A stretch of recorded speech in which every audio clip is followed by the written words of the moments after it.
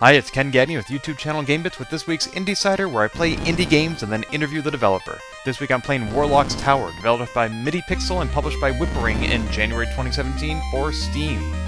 This game, as you can see, is designed to look like it's for the original Game Boy, with sort of a black and spinach color aesthetic, although you'll see later that there are some color palettes that it does use. This game is a puzzle game where this warlock is living atop his tower and he is set out to destroy the world. But all the nations of the world have signed a letter to let him know that they actually like him. They just need to get the letter to him. And so you play not the soldier, or ranger, or paladin, you play Tim, the boldest of mailmen. Will he be able to reach the top of this accursed tower, deliver his message, and save the entire world? Well, we certainly hope so. Here are the levels in the first floor of the game, and you move around using the keyboard, which I'll be doing here on my Mac. I'm not using a controller. And each step equals 1 life lost, or rather 1 hit point. So you can see right now I have 3 steps I can take. 1, 2, 3. And I die, and that's it. Let's try this again. You'll see I can hit this gem, and that gives me another 3 steps. I can now go 1, 2, 3 to the door, make it to the next room. Victory is mine. Excellent. There are much more complicated mechanics as you go along. So let's see. 1, 2, 3. Got that. 1, 2, 3. Now should I go left or down? Well, let's try going down. Oh, didn't make it to the gem. Okay. Let's go left. And now can I make it to the door? The answer is no, I still can't. So in this level, I actually need to do a little bit of backtracking and get this gem, and then I can make it to the door. Woo! However, you do not need to get every gem on every floor or in every room. Oh, what's this? Hello's, mailman! Be welcomes to my beautiful cursing towers. I'm going helping you bring to me the letter you have, so be attention. Some rooms you need super gem to exit. Super gem gives 5 of life, no 3 only. It is gem of very usings. So if that was the warlock, why couldn't I just hand him the letter? Also, he's speaking English, which is actually an option in the game. If I were to quit back to the main menu, you can see in the options I can go with Engrish, English, or Portuguese, because the developers are in Brazil. I don't know if English is appropriate. I will have to ask for some perspective on whether or not that is considered politically correct or whatever. So let me skip this, and now I can go get the 3 gem and then the 5 gem, and now I can make it to the door. Phew! Let's go ahead and clear out this first floor of the dungeon before I bring on the developers. So this one, don't go down, no shortcuts. You have to go all the way around because that's where the gems are. Woo! So I love the old school mechanics for this game, and the aesthetics, of course. I don't know why they decided to make it look like a Game Boy game, but it just totally works, because this is the kind of game I used to play on my Game Boy. I remember playing Voxel. Well, that didn't work.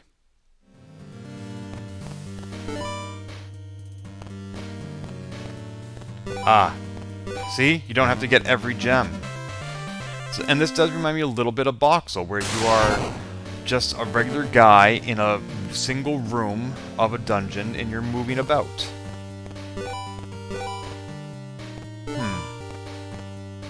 Ah, made it. I thought that other gem might be necessary, but it was just a red herring, as communist often is. Gems versus gems. Each time you pick up a gem, its value replaces your life's value. So if you have a 5 and you pick up a 3, you actually lose health in that case. So in this case, for example, you want to go around and get the 3 out of the way, and then backtrack and get the 5. Easy. Victory is mine! 1 more room. Tim, don't be fooled. Don't be fooled. What does that mean?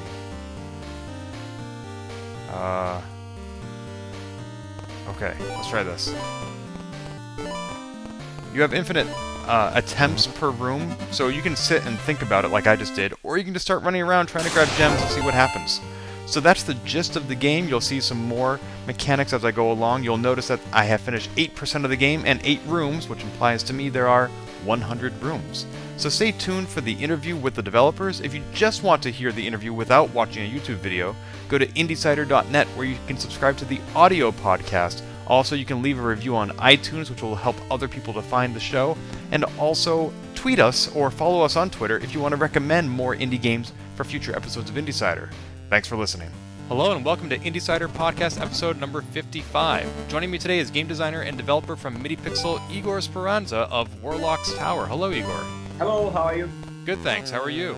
I'm fine. Congratulations on the launch of Warlock Tower. I first heard about it almost a year ago, and it's finally come out, and it's lived up to all my expectations. It's a lot of fun. Thank you. Thank you very much. I'm glad that you enjoyed the game and that lived to your expectations. It's really hard to live to people's expectations when you have so many cool games coming out. Yeah, it's very hard to get noticed because there are a lot of Steam games out there, and Midipixel is just one studio of many. This is not your first game, though. You've worked on other titles before, correct? Yeah, I mean, Midipixel has made some other games before, but that's the first Midipixel product. It's the first Midipixel game that's coming out to the wider public. And who is Midipixel? Is it just two of you? Yeah, it's Werther and I. I am the main developer, and I also do some game designing. And Werther is the artist. He does the graphics and the music and sound effects. And how did you two meet? Yeah, we used to work on a previous. We used to work together in another game studio called Nano Studio from Rio. We're both from Rio, and we worked together there. And on the end of 2013, the studio closed, and we decided to create an indie studio to work on some of our ideas, and also to explore a more indie and personal side in our games. I love indie games, of course, and I love how your game immediately can be grasped as being an indie game. Gameplay is hard to portray in a trailer, but you take one look at Warlock Tower, and the most striking thing is the aesthetic, because it looks like it was made for the original Game Boy. Why did you decide to go with that look for your game? Yeah, there are actually a few reasons. I think the main one is both Werther and I, we are on our 30s right now, and we kind of grew up playing Game Boy generation consoles.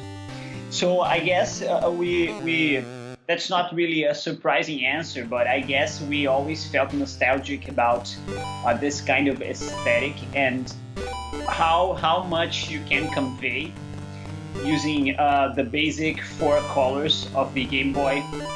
I remember as a kid being really impressed with what you could do. I mean, by playing Pokemon, I was always amazed at how these tiny 16 by 16 sprites could really explore a wide array of characters and settings. So that's really cool. And so we get that, we played these games when we were kids, so we have fond memories of them.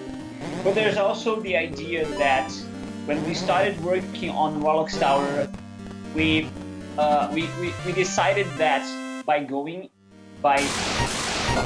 minimalist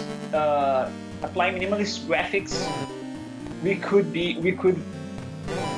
be freer to explore other sides of the game. And in this way, we could at the same time trying to appeal to gamers our own age or younger who enjoy this kind of graphics, and at the same time really focus on the puzzle aspects of the game.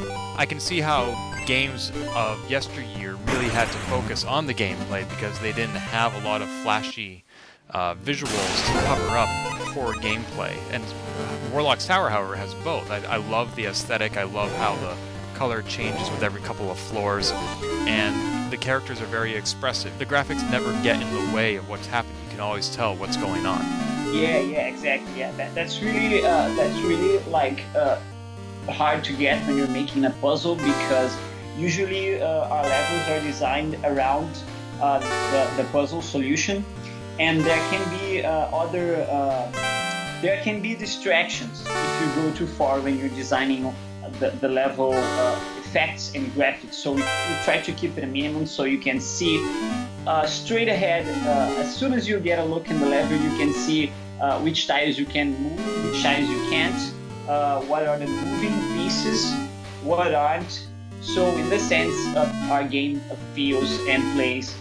We could make like this game work in a board game, for instance. So that's the kind of like thing that we were aiming for. And I see that this game, like many of your games, is made in LÖVE, which is a framework for 2D games in Lua. Do you feel that framework works well for this particular style of game?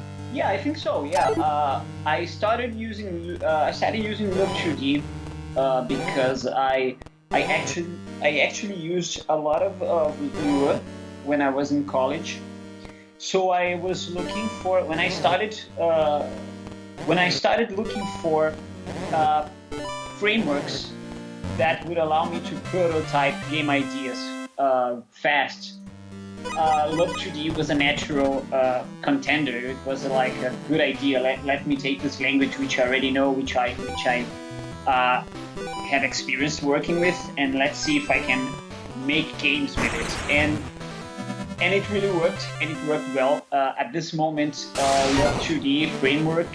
The LÖVE 2D framework is my favorite framework to make games. We've worked on some game jam projects since we started working in Warlock Tower, and we used LÖVE 2D for most of them. And I feel really productive using it. I think it's a very smart, it's a very elegant. LÖVE 2D has a really elegant API, so I find myself it's really comfortable for me to work using LÖVE 2D.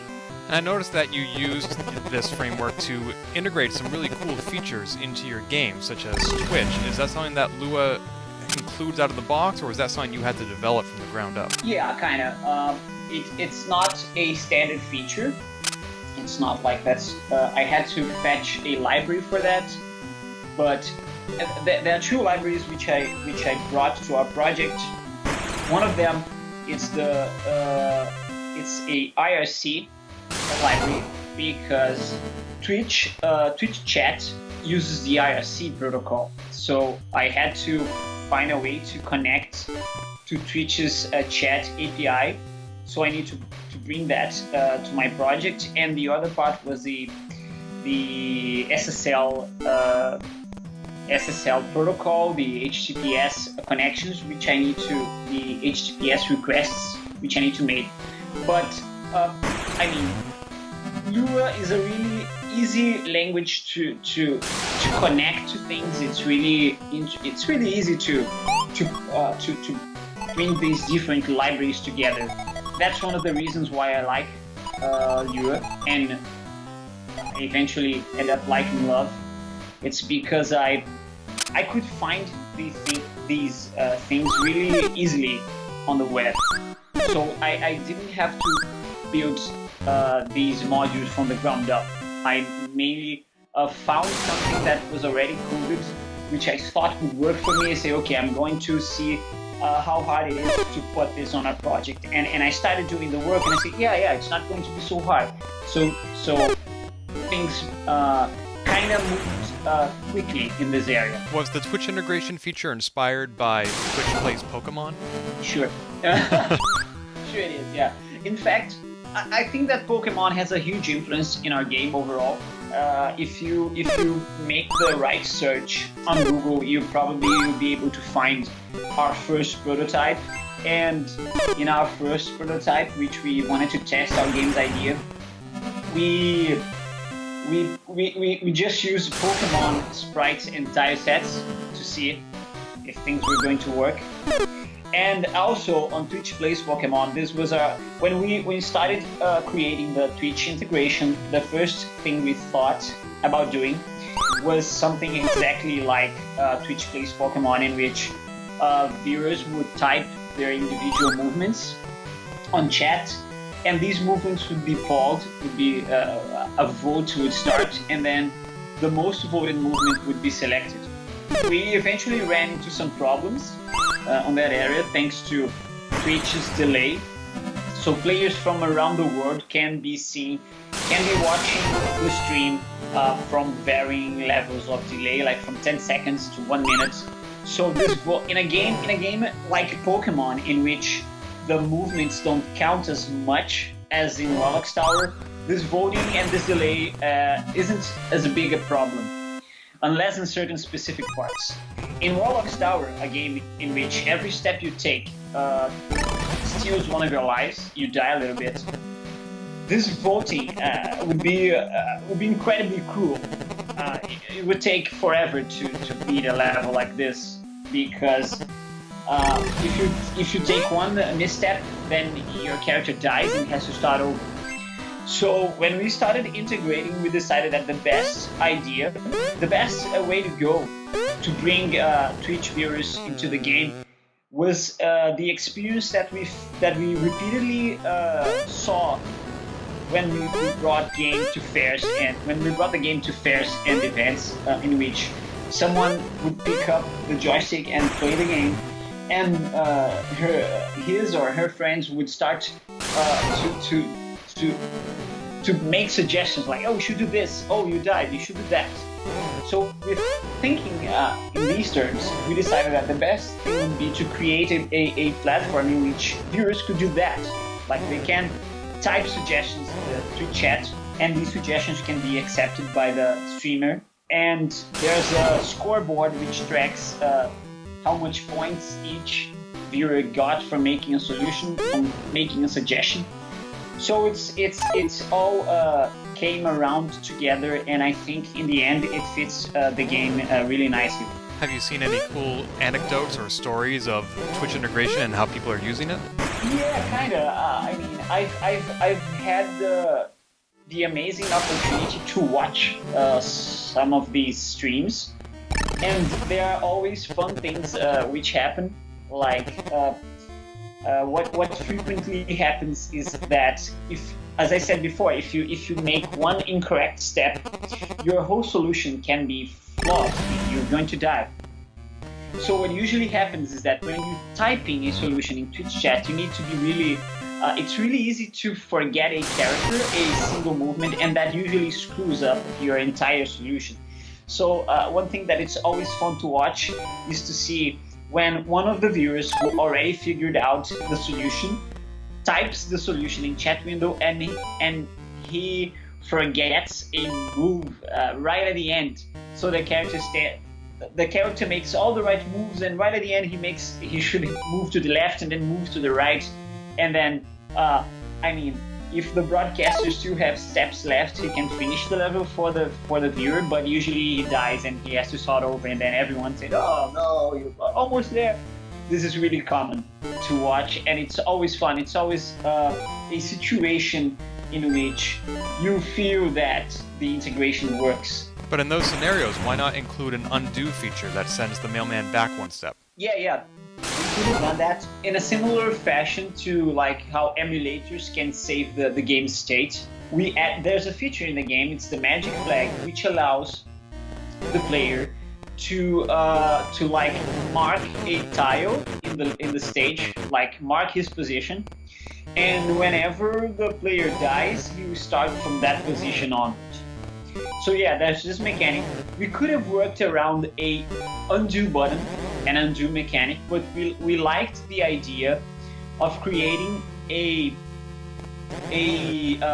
save your position feature better. I think it at the same time it works better with the overall retro feel of the game, but also it creates a different mode of play. This mechanic is most usually used when you have like a stage in which you already figured out a part, like you already figured out the beginning, and then you plant the flag, and then you keep moving from that position forward. So we think that works well, and we've seen this work well, and this also works with Twitch. Once the broadcaster already figured out like the beginning of a stage, okay, we have to do this, the broadcaster can make these movements, plant the flag, and then the viewers can suggest solutions that begin on that position. So you can like test ideas and save time by using the magic flag mechanic. So there's a lot of opportunity for collaboration among Twitch, but I saw in some older descriptions of this game that the tag team levels between the two characters could be played two-player. Is that a built-in feature, or are you just expecting players to pass the keyboard back and forth? Yeah. We initially wanted to create something like players would play the game like on hot seat. Played some other classic games, such as the Apple II game Chivalry, where similarly people are passing the keyboard back and forth, or they're playing on the same keyboard, so that I can see how that would make sense. This can be done, but it doesn't make so much sense with Warlock Tower. Right. I mean, we could have like asked to do that and encourage them to do that, but there's no increased fun in doing that. There's a lot more fun when players like they challenge each other, like say, oh, let's see if you can beat this level. You have 3 tries, and then they try that. This is more fun. I mean, sharing the keyboard in a game where one step from one player can hinder the solution from the other player, it's not as fun. So we dropped this. There's another feature of the game I was curious about. It supports 3 languages: English, Portuguese, both of which are spoken in Brazil, and Engrish, which when the wizard pops up, his English is a little broken. He's using malapropisms and the like. And I personally found that funny, but on the other hand, I wasn't sure it's what might be considered politically correct, because it's laughing at somebody who's not mastering a foreign language. And I, as somebody who speaks only English, I don't know any other languages, anyone who speaks, like, poor English probably speaks another language better than I do. So I was wondering what your thought process was that went into that. And again, I found it funny, but I'm wondering if this was something that you were concerned about before you put it out there. Yeah, we were ready. I mean, this decision of making the Warlock struggle with English, it's something that it's in the game since its first prototype.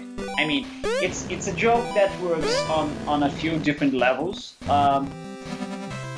On the most on the most superficial way, it's just fun to see this wizard, which should be like a smart dude, because he's a wizard.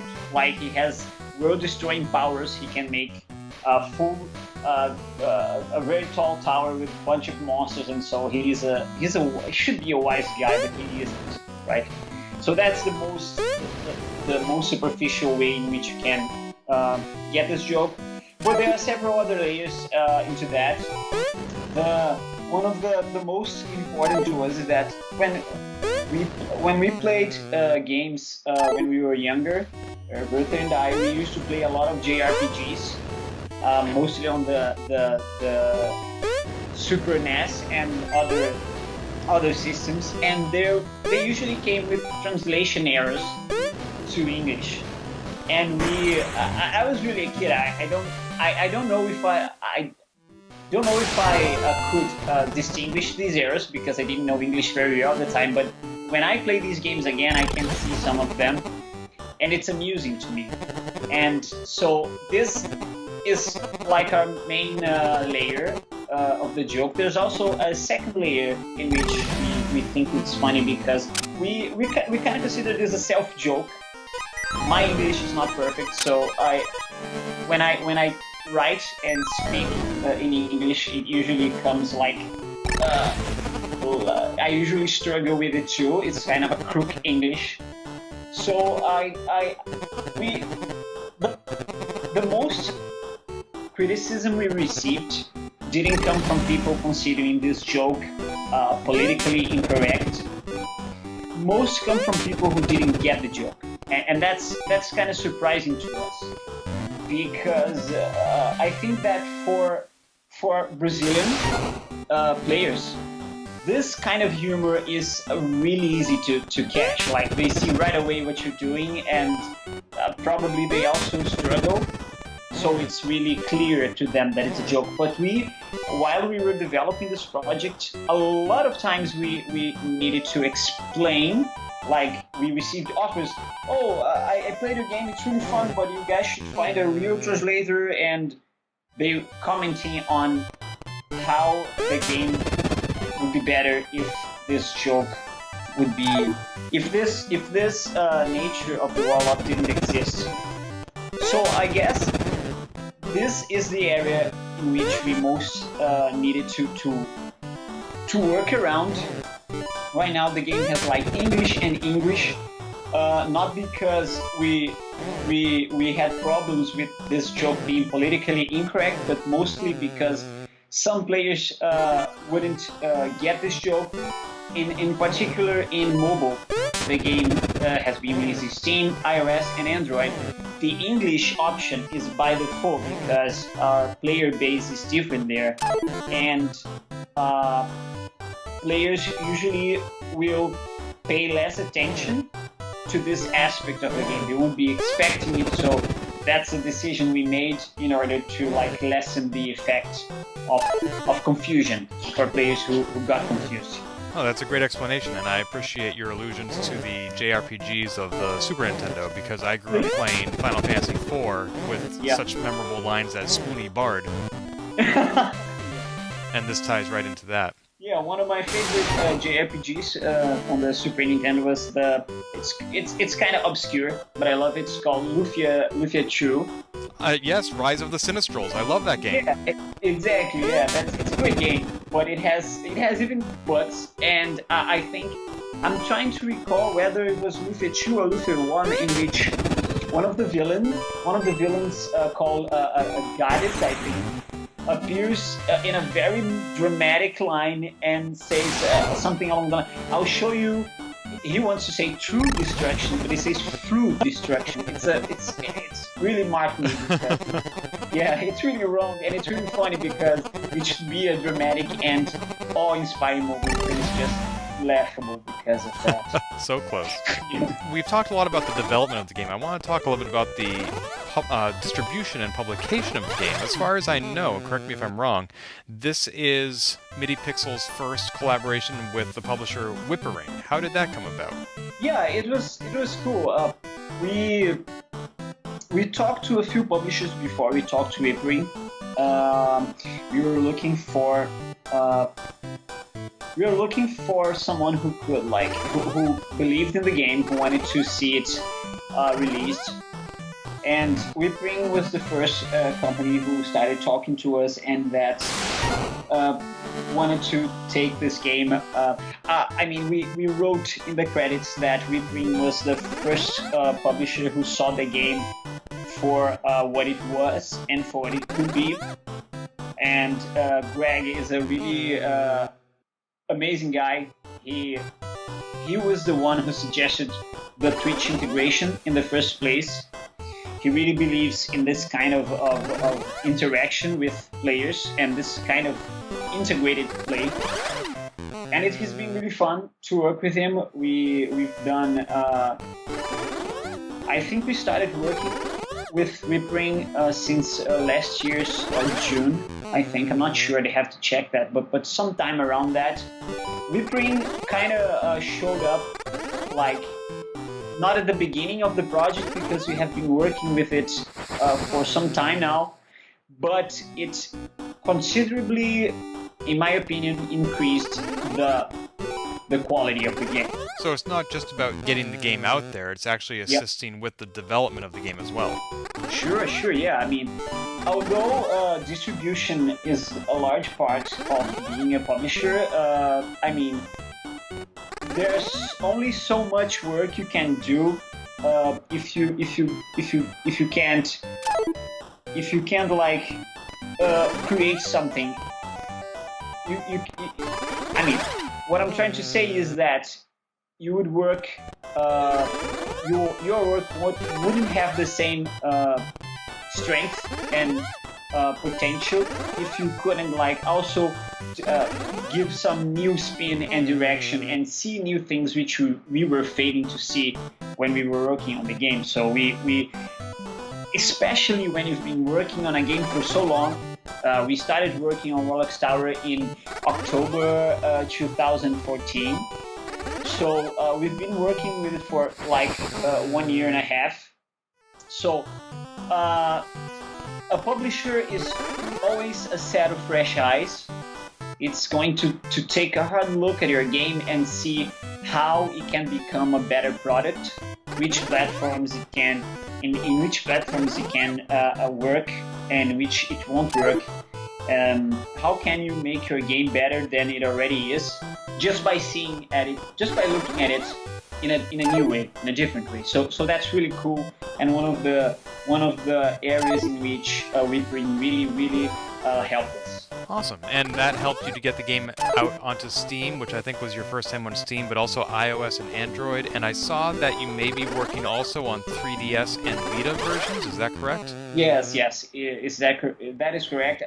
We probably it's going to take some time now, maybe by spring.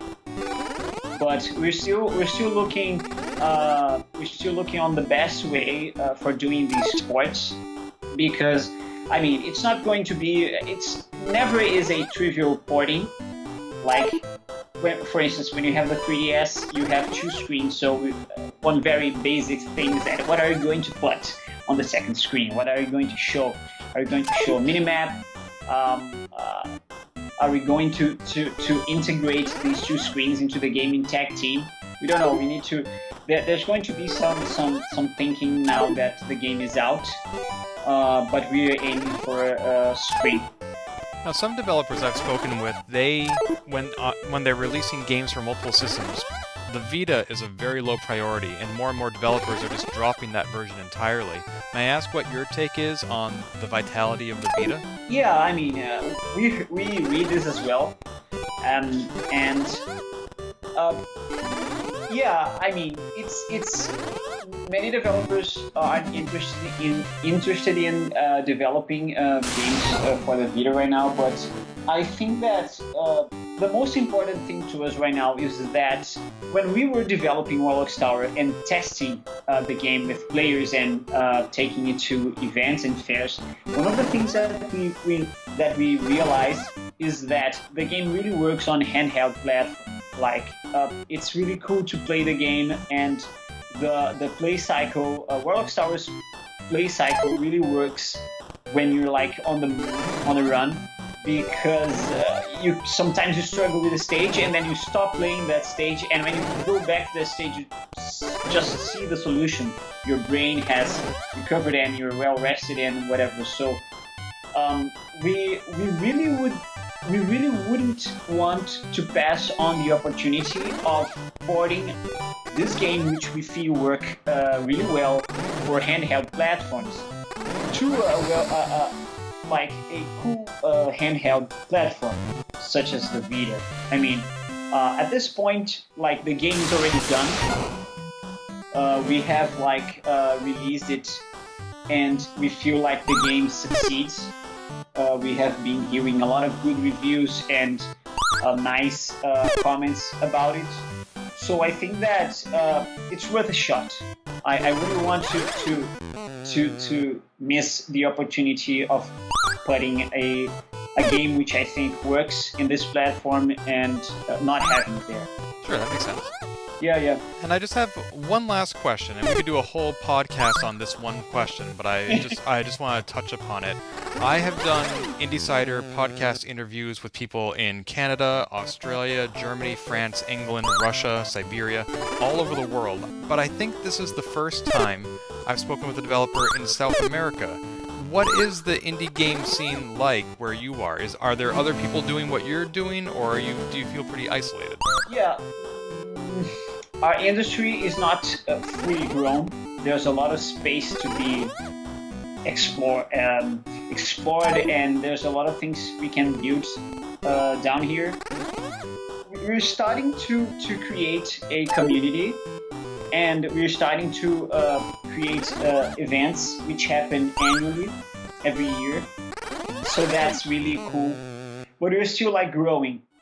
I don't feel necessarily isolated, because there are great ways to connect to developers all over the world.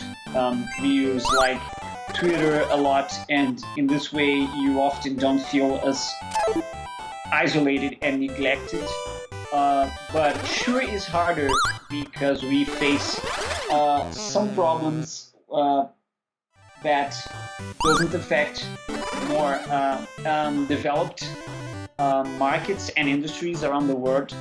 So I think that the hardest part for us Latin American and South American developers in general is that we're still figuring out how to do things, how to dodge and drive around problems that we have that really make our lives harder. For instance, we have a huge piracy problem in Brazil. We also have and this piracy problem has created a philosophy, a way of thinking in which players don't want to pay for their games. This is the kind of things that we need to consider, and we also have we have problems with taxes and importing technology. So I guess that isolation is not really a problem right now, because we can, thanks to the internet and to events around the world, we can get in touch. So I think that the feeling is, the worst feeling is to know that there's a lot more we could do, but we haven't done yet because we're still developing this community and this market and this industry down here. But you get there. I think that we are on a good direction. We are making progress. There are already great games, great Brazilian games, which are reaching out to the world.